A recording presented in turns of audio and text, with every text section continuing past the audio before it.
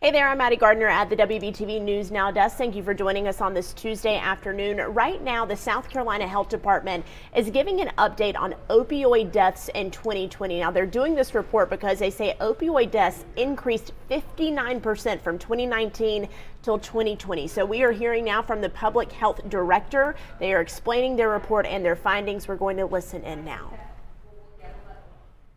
Dr. Traxler, and good afternoon. Sorry about my voice ahead of time. I've got some seasonal allergies.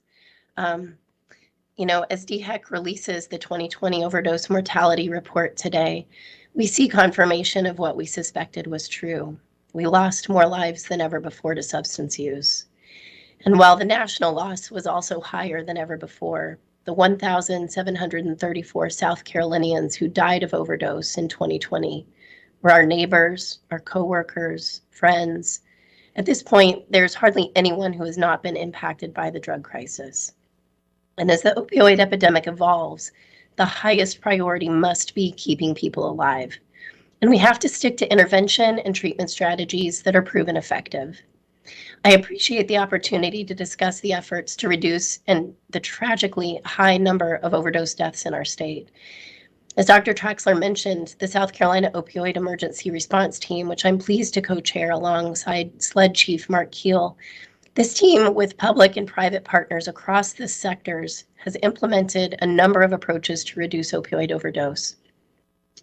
Working together, rapid response team members monitor incidents of overdose weekly, identifying hotspots around the state. Communication and coordination with local law enforcement, healthcare, and recovery organizations supports targeted response strategies and outreach efforts like ensuring naloxone and fentanyl test strips are available to communities, family members, and others in need. DEODAS also certifies local agencies and organizations as community distributors of naloxone. To date, our agency has approved 80 community distributors, including treatment providers, recovery organizations, health care providers, homeless outreach organizations, and state agencies. And these organizations are the ones really getting the naloxone out to communities in just great measures. Additionally, DEODAS has expanded the availability of medication-assisted treatment throughout South Carolina to increase the state's capacity to serve individuals experiencing opioid use disorder. Today, medical, counseling, and peer support services are available in nearly every county, with financial assistance to anybody who is unable to pay. As a state and as a country, we still have a long way to go to eliminate the stigma and bias of addiction. DEODAS continues to support public education and messaging through 2 statewide multi-layered media campaigns.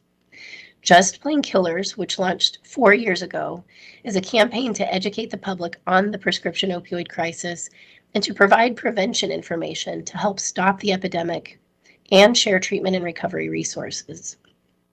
Last year, we expanded this campaign to include Embrace Recovery SC, messages to raise awareness of the recovery process through which individuals improve their health and well-being, live self-directed lives, and strive to reach their full potential. We can't forget to celebrate the nearly 400,000 South Carolinians living in recovery. I hope that you will visit our websites, justplainkillers.com and embracerecoverysc.com to learn more. I want to thank DHEC, our sister state agencies, and our many partners across the state for working tirelessly every day to save lives and to serve South Carolinians impacted by substance use disorders. We have a lot of work ahead of us, and we will keep at it together. So at this time, Dr. Traxler and I will be happy to take questions. Hey, this is Ron Aiken again. I will, first off, thank you both for y'all's remarks today. I'll open the floor for questions. And if you can, I see some of you already have, please raise your hands virtually for questions, and I will call on you in the order in which they come up. And I would ask that if you have any follow-ups, wait for me first to ask or call upon people who have questions so that everyone has the opportunity to answer one and ask one before we get back to follow-ups. First up, Tina Terry, go ahead, ma'am. Good afternoon. This is Tina Terry with WSOC TV in Charlotte. Thank you for doing this. I just had a couple of questions about the report itself. And then my second question, which you can let me know when I can ask that, but the first one has to do with the report itself. Why is the data from 2019 to 2020? I'm assuming there's no more recent data than that. Does the report just kind of track a couple of years back? Is that how it works? Director Goldsby, you want me to take that one? Yes, please. Thank you. Okay, certainly. And I want to note, Tremaine, please jump in too, for anything if I happen to misspeak. But as you're much more the expert on some of this data collection. So yes, the data when it gets filed in our death certificates. That data then goes to the CDC. They code the or decode, I guess you could say, the causes of death and that are put on the death certificates for South Carolinians. They then compile that death certificate data for us, not just for drug overdoses, but for really all causes of death. And so they provide that back to us then as the cleaned, much more accurate and precise data. And that does take some time. And so we just recently got the 2020 data back from the CDC. And so then there is a lag time every year. There will be some lag time before we get 2021s and so forth. Yeah, just hang tight, Tina. You won't have to wait long. Melanie, go ahead with your question. Hi there, this is Melanie Palmer from 7 News. I just had a quick question. What have you noticed? What kind of initiatives seem to help so far? I know there's the harm reduction approach and there's the prevention approach, and I know we combined a few of them too for the state. But is there one specific one that you're noticing helps with these trends or can continue to combat this? So I think the key, clearly prevention is incredibly important, and primary prevention helps stop problems before they even begin. But keeping people alive really centers on intervention strategies, the ones that you mentioned, and getting people connected to evidence-based treatment. And so making sure naloxone is available everywhere and anytime anyone overdoses is a key to keeping people alive. If we can keep people alive, we can connect them to treatment and recovery resources. And it's really the wraparound embrace, the handheld, engagement of people, the motivation of people to engage in the services, the evidence-based services, to stabilize the, disorder that they've got, particularly the brain chemistry that has been altered, with medicines and with services that keep people engaged, right, and prevent them from overdosing again. And I think that part of the continuum of addiction services is key to really keeping people alive. Thank you for your question, Melanie. Ty, go ahead. Hi, are we seeing a specific age group that is experiencing more overdose, or is it just you guys only know the specific increase of numbers that people are losing their lives, if that makes sense? Dr. Traxler, do you want me to? I was going to say, or Tremaine, I'd like actually to, Tremaine, Yes. you want to speak to this? Yes, a lot of the increases are in the middle age, starting around 25 to 34 and continuing on 45 to 54. So that's where we're seeing the highest increases of overdose and overdose death. Morgan, go ahead with your question. Hi, Morgan from WBTV. I am wondering, is there a possibility that because this is based on death certificates from the Centers of Disease Control, there could be even more people that that are actually having overdose deaths, but not necessarily being considered an overdose? I think I can speak to that one. Having unfortunately completed these certificates on the clinical side, and now being a little more familiar with it on the data side, I don't think that is a significant concern. I want to make sure that I spoke correctly. The death certificates are ones that are filed here in South Carolina. And then that information de-identified goes to the CDC, who codes it and provides data that way. I think that providers in South Carolina are very in tune to what is going on with drug overdoses and what we're seeing with that. And I think that, it is fraud if you don't, if you purposefully mislead some of the cause of death, people with the cause of death on the death certificate. So I do have confidence in our state's providers that they are recognizing whether, intentional, accidental, et cetera, that they are recognizing the drug overdoses and completing death certificates accordingly. Thank you for that question. Lisa, go ahead. Hi, Dr. Traxler. In your opening remarks, you mentioned the biosurveillance. What really is the point of that? Like, what information is there to glean other than the fact that someone is in the hospital with an overdose? And are we currently doing that in our state? Thank you. Sure. And so that information, I'm going to have Tremaine speak to, but it does give vital information to these communities so that especially first responders and medical providers know what is out there in their communities. But Tremaine, can you speak to it more in detail? Yes. With the biosurveillance, we have two strategies that I'm going to talk about.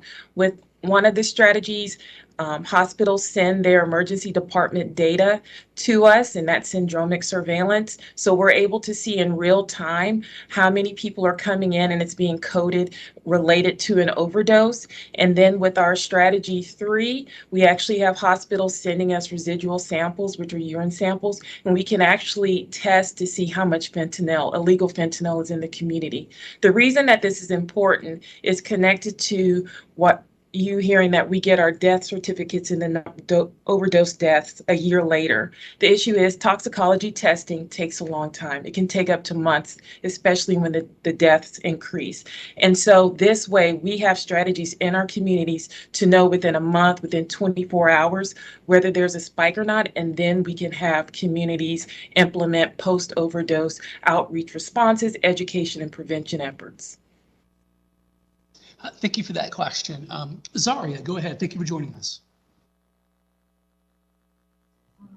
Thanks, Ron. Hi, this is Zaria Jeffries from the Post and Courier.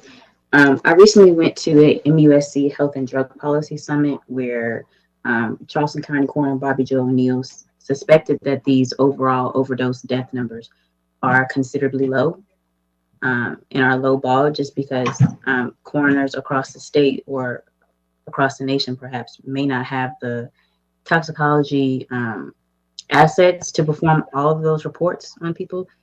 What do you have to say to that? And so I think that is one thing where looking at this data again a little bit later helps. It can take, as Tremaine just noted, months, even sometimes, for those toxicology reports to come back.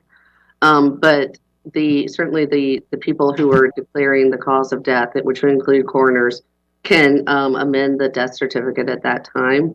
And so that would be reflected when we have this little bit of lag time. But, are there a number of them where potentially, especially if they occur somewhere where the coroner's involved, maybe toxicology is not performed for some reason or another, potentially. But I don't think anybody is intentionally trying to lowball the numbers.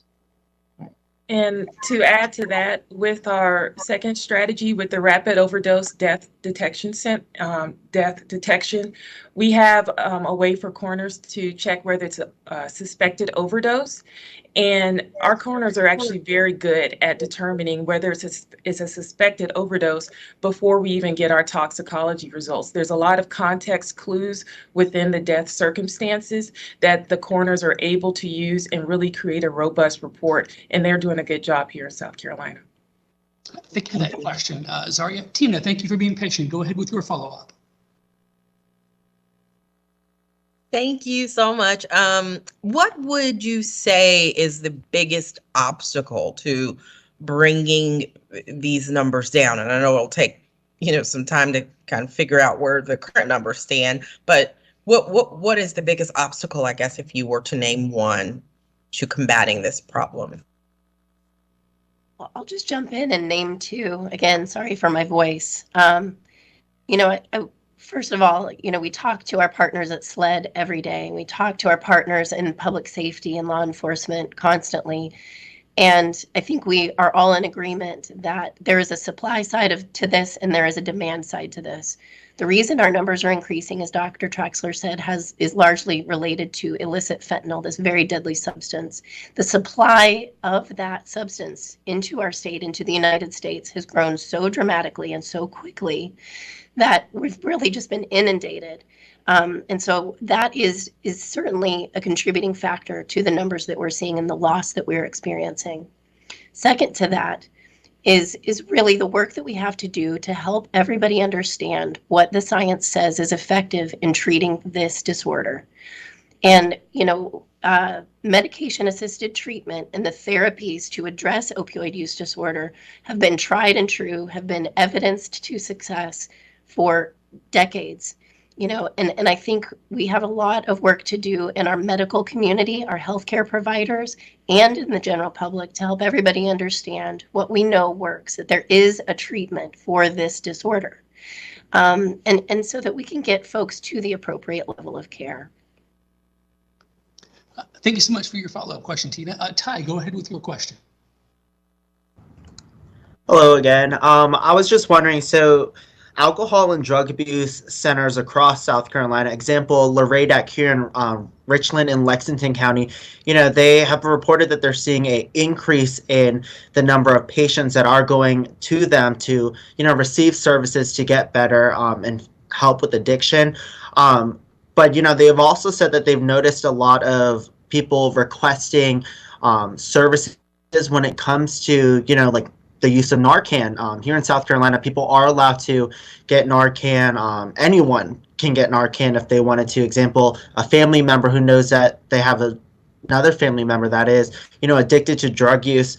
Are you guys also seeing an increase in people requesting for Narcan and services like that just for their household for emergencies?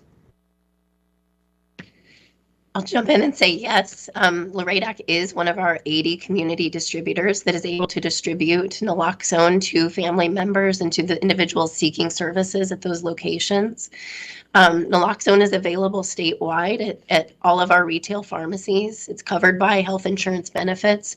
But for our folks who cannot afford Narcan, don't have health insurance benefits, or are accessing addiction services, the state has funded that Narcan available at those community distributors, and we are seeing more and more people, ask for that. The need is there, but also we've done a lot of work to educate the public that everybody who is at risk of overdose should have Narcan around them and somebody to administer it in the case of an overdose. So it's really about the prevention of death and having that intervention method available in case of the risk occurring. Thank you for that. Morgan, go ahead with your question. Thank you, and hi again. I am wondering, Tremaine said some numbers, and I was wondering if there were any surprises when it came to specific groups that might have increased a little bit more or even a lot more, just a specific group, whether that's gender or age or race, that you guys were seeing and saying, oh, wow, that crept up a lot more than we expected or something like that. And I mean, Tremaine, could you speak to that? I think the biggest surprise would be 35 to 44-year-olds are being hit the hardest. A lot of times when people think about overdoses and drug usage, the images that are portrayed are more younger. And so we have a lot of people who are working age, who are struggling and need help. Thank you for that. Zaria, go ahead with your question. Sorry, Andy. I mean, Okay, no worries. Jennifer Roberts, go ahead. Thank you. I've talked with some people in my area in Horry County who are in recovery, and some of the things that they have said towards finding a solution towards the opioid crisis, they feel that there needs to be harsher penalties for drug dealers. I know there are some bills making their way through legislation right now, but from your perspective, what you can say, do you feel like that is a step towards basically reducing the amount of deaths that we are seeing?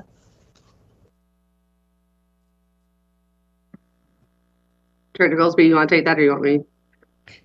Well, you go first and then I'll follow up.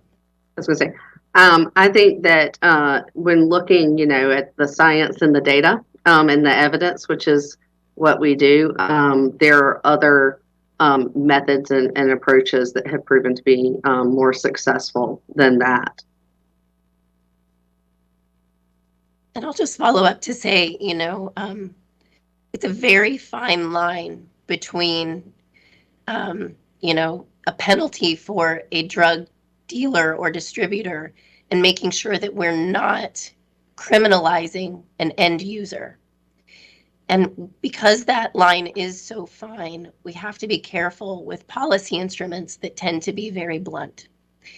And so what we want to be absolutely sure of is that we are not criminalizing people who are sick and have an illness and need intervention and treatment services. Thank you for that. Tina, do you have any more questions?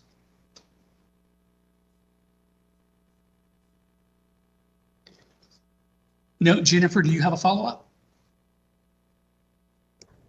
No, I don't. All right. Well, thank you. Hearing no more questions, I do want to thank Dr. Traxler, Director Goldsby, and Mrs. McMullen today for your time to talk about this important topic, and thank all of the media members present today for your valuable time and your coverage of the ongoing opioid crisis in South Carolina. Thank you so much, and we'll see you next time. Take care. So you were just listening in on South Carolina's Health Department giving an update about opioid deaths in 2020. They put a report out earlier today to talk about the numbers that they found. I want to revisit those numbers briefly here. Again, this is for 2020. They say that the deaths increased 59%. So in 2019, about 1,100 people died from an overdose. In 2020, that number was over 1,700 people. They say most of the opioid deaths involved, or most of the deaths, I should say, involved opioids, and the synthetic opioid fentanyl was largely to blame. I also want to tell you that there are resources available that South Carolina put out these numbers earlier today. If you know someone who is experiencing substance abuse problems or you want to have these resources on standby, you can get in touch with the South Carolina Department of Alcohol and Other Drug Abuse Services. That number is 803-896-5555. There's also a 24/7 support line available, especially if those substance abuse problems stem from mental health issues related to COVID-19. And that number is 1-844-SC hopes. So a lot of information released today. What was most surprising to the South Carolina Health Department, they say, was that most of these deaths were in the 35 to 45 age group. They said a lot of times overdose deaths are associated with younger people, but this is also affecting middle-aged people in South Carolina. That report coming out today, 59% increase in overdose deaths from 2019 to 2020. We have this story and the full report up now on WBTV.com.